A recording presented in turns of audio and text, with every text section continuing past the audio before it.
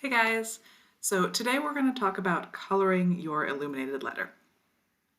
At this point, you should have a line drawing of your letter and your symbol, whether that's an animal or an object, whatever you chose, and a border around it. Okay, so your project should be near this state when you start to color. So the first thing I want to talk about is lights and darks, right? So we've done this in a lot of projects. We are particularly for your symbol, you should be working from some kind of image on your inspiration board. So if you're drawing in fresh paint like I am, you should have your screen set up so you can see both at the same time. If you're drawing on paper, you can just have your inspiration board up on your screen, but you do need to be looking at your inspiration board and the image that you're working from. So I'm going to start by grabbing a dark brown. Okay. And I like to use the oil pastels, although you don't have to. You can use the oil paint or the watercolor pencils. So I'm going to start by looking at my picture, right? So I'm mostly looking at this picture and then I added the fish from this one.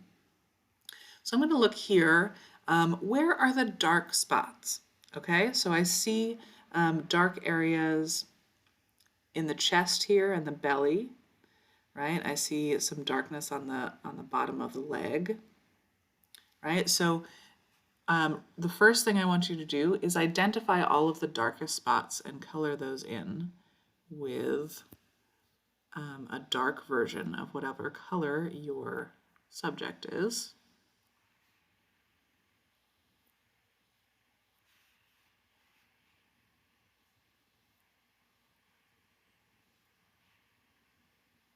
Okay, always looking back at your picture.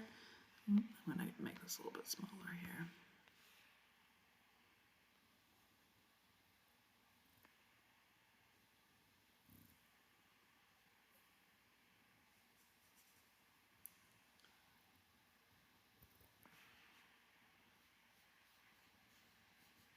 All right, so again, always looking back at your picture to see what is actually dark.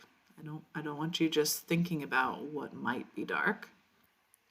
I want you actually looking at the picture so you can see it with your own eyes.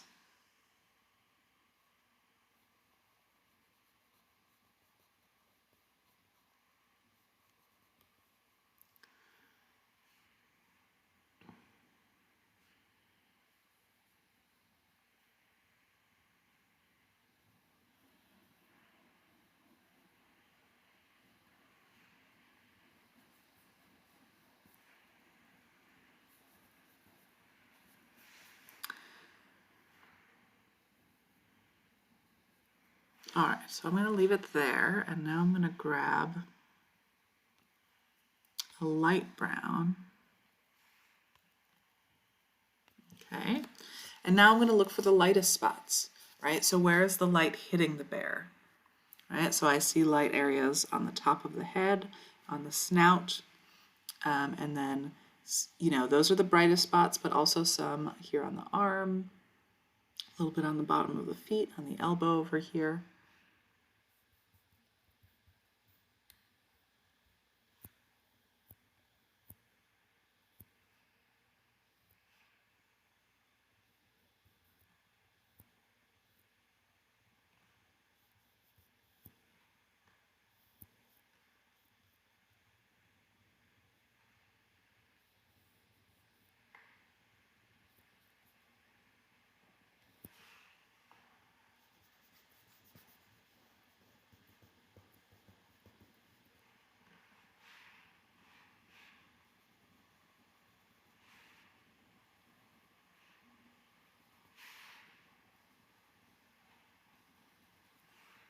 Okay, and now I'm going to switch to something in between, a medium brown. Oops, whoopsies.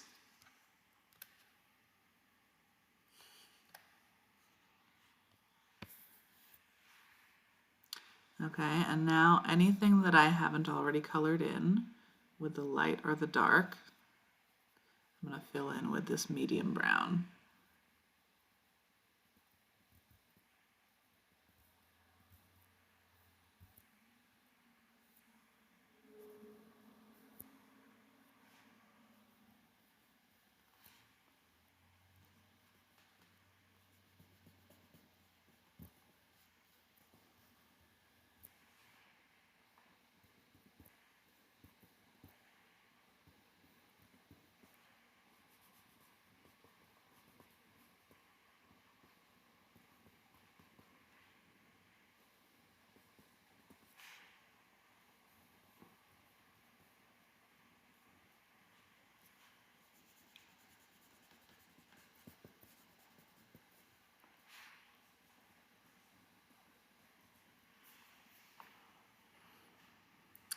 All right, now I'm going to add this fishy in here.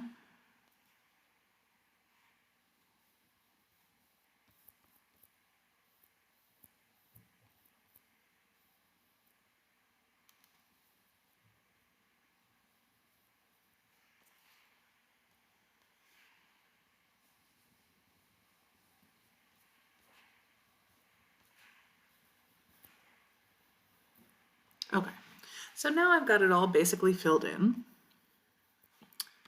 And the last thing I'm going to do, I'm going to take my pen or any kind of dark, skinny tool, and I'm going to go back and do an outline and define some of my details, anything that maybe I covered over when I was drawing, when I was adding color.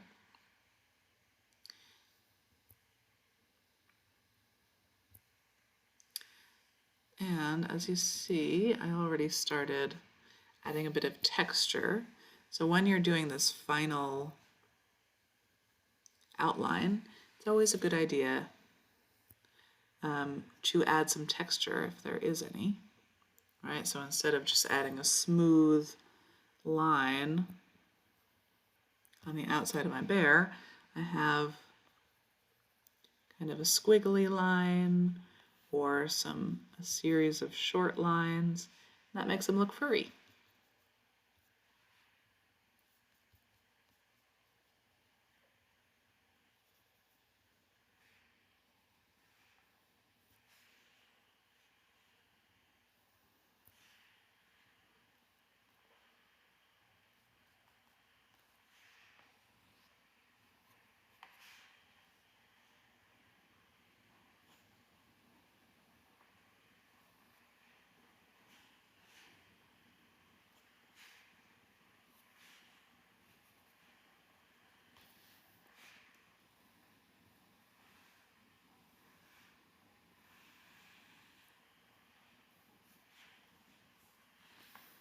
Oops.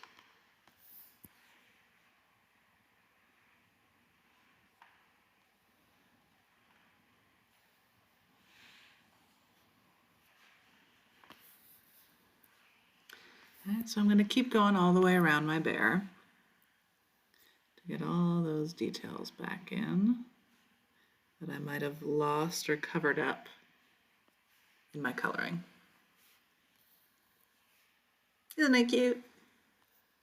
All right, so I'm also going to color in my K, the background, and the border. So you don't need to color anything outside your border, right? You can leave that paper blank, but I do want you to fill in everything that's inside the border. So it's often a good idea to do your background early on, so that you can then, so you aren't, covering over your careful edges of your letter with background and then having to redo it. So I'm going to pick out a color for this background. What do I want? I like this color. Oh, I'm going to make it bigger for my background. All right, so I like to choose a nice big one for any large areas.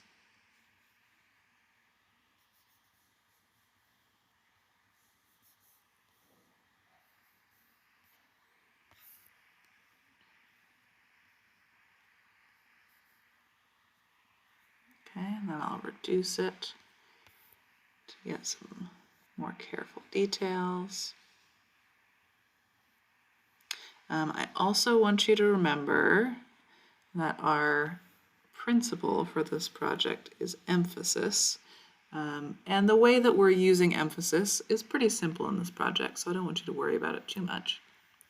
But the main thing I want to make sure you do is ensure that your letter is readable, right? So you can use contrast of color, contrast of texture, contrast of value, any kind of contrast at all, to just make sure your letter is a visibly different area than your background and your symbol, so that if someone was actually reading this, if it were, the first letter in a book, people would see that it's not just a picture, but actually a letter, right? So we are trying to bring emphasis to the letter. Emphasis, again, is when you are drawing attention to a particular part of your artwork more than the other parts.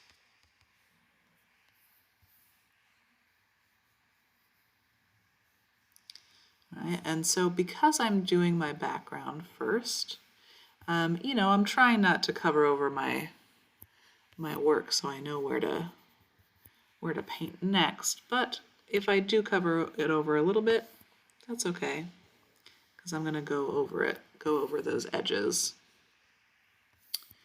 with my next color.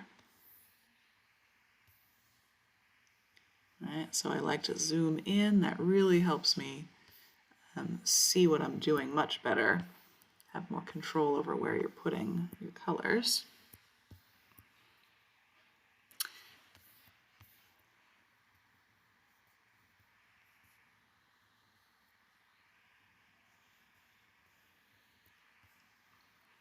Okay, now I think I'm going to go with that orange for my K. I like that nice bright orange.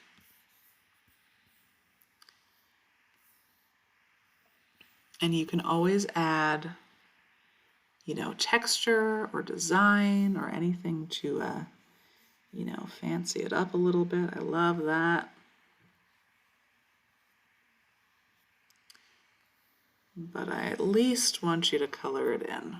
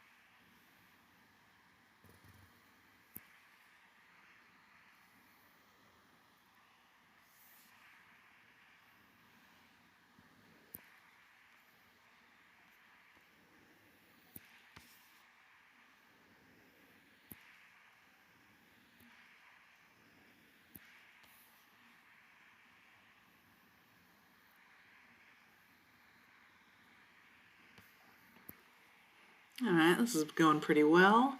And I think I'm going to take that yellow from the fish also. And here I'm going to dry it so it doesn't smear. And just for a little something, I'm going to give my letter a yellow outline.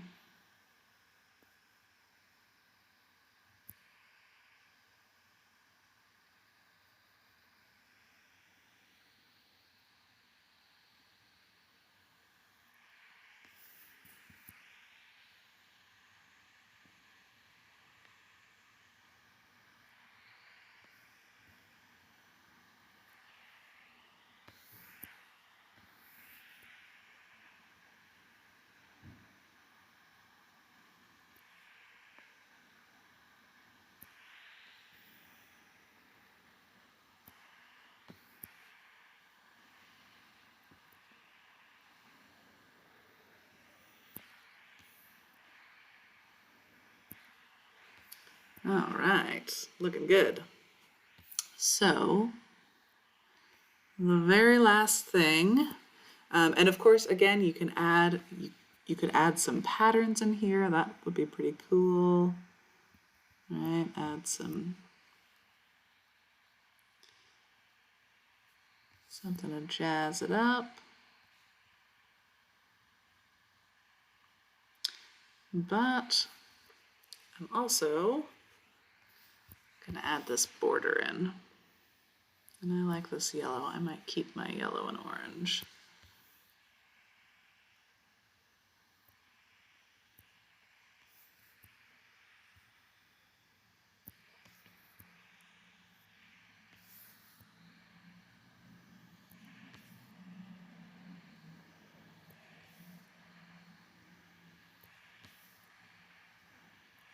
And the border is another place where you could put in some fun patterns if that interests you.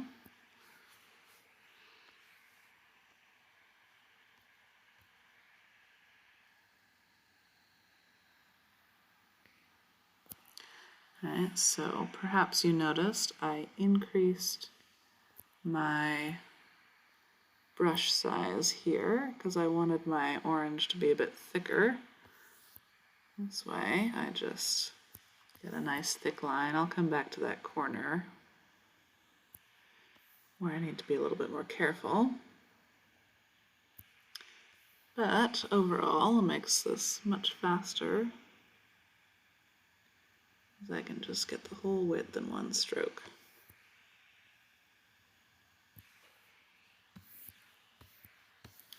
And I'm going to come back here with a smaller one. Get these narrow spots.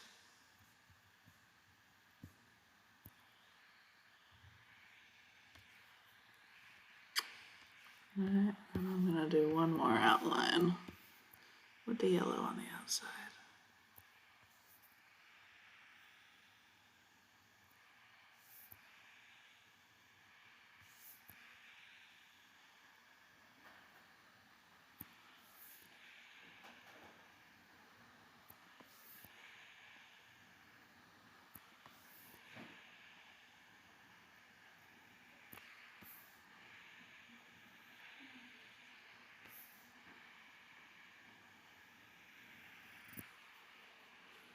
Oh, it's smearing. Alright, so if something's smearing when I don't want it to, I can just hit that fan button.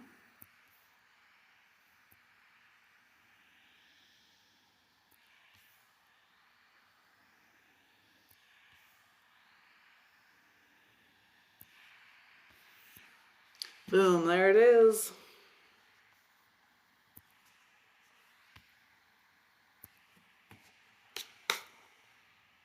All right, put it in your PowerPoint, turn it in. Have a good one.